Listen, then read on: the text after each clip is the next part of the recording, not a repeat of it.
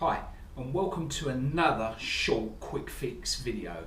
And in this short series we're going to look at a really common complaint that I see time after time after time.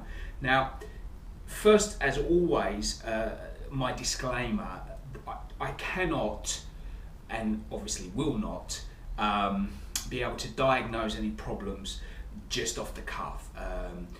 That's really not what I'm trying to do here. What I'm trying to point out is that the majority of people who come to see me for whatever work we do together generally, and this is very general, have similar issues going on. And the reason is that we tend to live our lives these days in a similar sort of way, and our bodies, although individual to ourselves, are highly adaptable and will adapt to any environment we place them in, given half a chance. That's why things like diets and good training protocols can work, because we force the body into adaptation. And the same happens with general posture. So, for instance, sitting down places our body in a certain alignment, and our body will adapt to that. Now, I'm sure you know the general posture I'm talking about, and maybe you yourself are aware of struggling with it your very self. The point I'm trying to make is that being aware of it and doing something about it are two completely different things. Now, I'm going to turn to the side here, and I'm going to show you exactly what I mean. And what we generally see with people is a sort of a round shoulder, hunched and head forward kind of look. Now, I'm exaggerating that somewhat, but this forward-headed, what we call flexed posture, is very endemic of 21st century living, and in a moment I'm going to show you how it's brought about by just sitting, something as simple as sitting. But I'm going to give you an example of what I mean here. So this kind of posture can be brought about by many different things, and some of it is what we call sport-induced posture. For instance, I used to box, so this kind of round-shouldered approach is very beneficial boxing when you're blocking and moving and throwing your shots. But obviously it brings your shoulders forward and round, shortens chest musculature and tightens it, weakens and lengthens back musculature, and does have postural connotations. But for a boxer, you wouldn't want to pull them too much out of that positioning. And it's similar if you play other sports, very internally rotated sports, tennis, golf, baseball, all sorts of throwing sports, discus, hammer, all sorts of that, have lots of internal rotation. But on these sports, there's also a lot of external rotation as well that happens. So unlike boxing, which is very closed and very internal, you do want to get into other postures. So what I mean, if I turn sideways, is that, now I'm going to really exaggerate this now. So in this kind of rounded, flexed position that we find ourselves when we sit down and go on the computer, when we drive, when we read, when we write, when we're on the phone, all that kind of stuff. What it means is that because our shoulders are out of alignment effectively, if we lift an arm, you can see that I'm really struggling to get that up there, and that's a real struggle, and I'm not putting it on. You can try this yourself at home. But if I get into a more neutral position, because you don't want to be too extended, because that's a problem backwards, if we get into a nice neutral position, you can see that quite easily I can raise my arm up and get a lot more range and a lot less effort and pain. Okay, so what I'm going to do now is I'm going to grab a Swiss ball, sit down, and show you how this problem exacerbates through just something as simple as sitting. Okay. Now what I'm going to do here is I'm going to sit on the Swiss ball and use this for two reasons. One, to use it as just a general seat and show you how sitting can affect posture, but two, to show you how we can start to rehab ourselves out of those postural positions using the Swiss ball itself. Okay.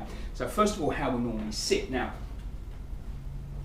the one thing I'd like to point out is that this ball is probably just a little bit small for me, but that aside, I can use it to demonstrate what I mean. So normally what happens is people, unbeknown to themselves, what we call posteriorly rotate a hip.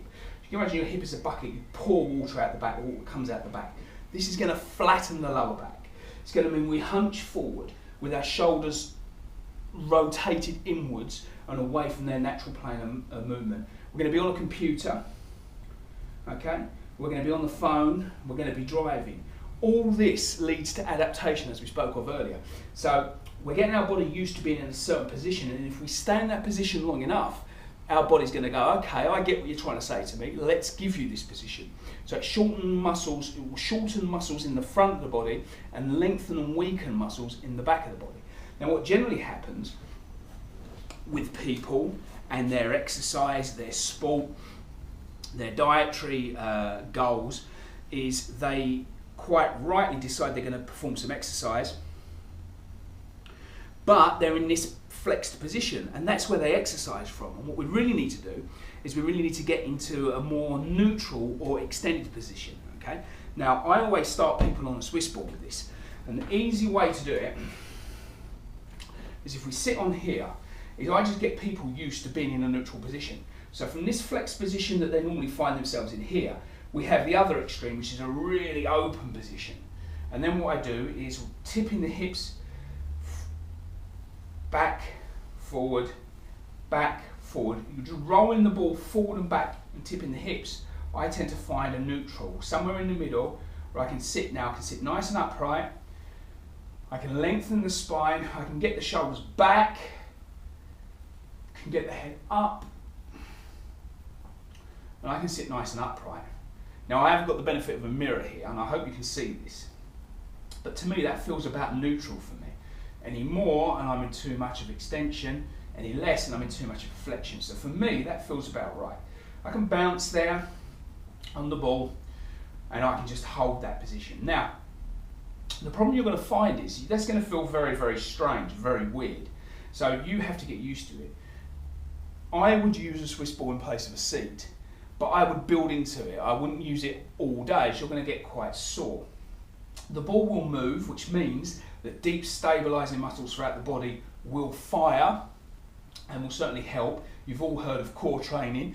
This is one of the fundamentals of core training, is that your body has tilting and righting reflexes, and that's when the core fires to hold you stable when it thinks you're in danger of falling. Okay, so without actually doing any work, you're doing abdominal work here. And this will help get you used to being in a more neutral position. Okay, you're going to need a lot more work if you find yourself in a really flexed position all day, because we're going to have to get you strong in this position. But this is a great start, and this will make you aware. If you haven't got access to a Swiss ball, you can do this on a chair. Just when you catch yourself slouching, get yourself up, find that neutral and hold yourself there. Okay, now that will do us for the first video. I want to keep these quite short if I can. I'm aware that people tend not to watch 20-minute videos anymore, so we'll try and keep them around about 4 or 5 minutes long if we can. But make yourself aware of the position you're in, catch yourself doing it, and get yourself back in that neutral position. Okay, that will be it for the first video. I hope that was help. I'll see you in the second one.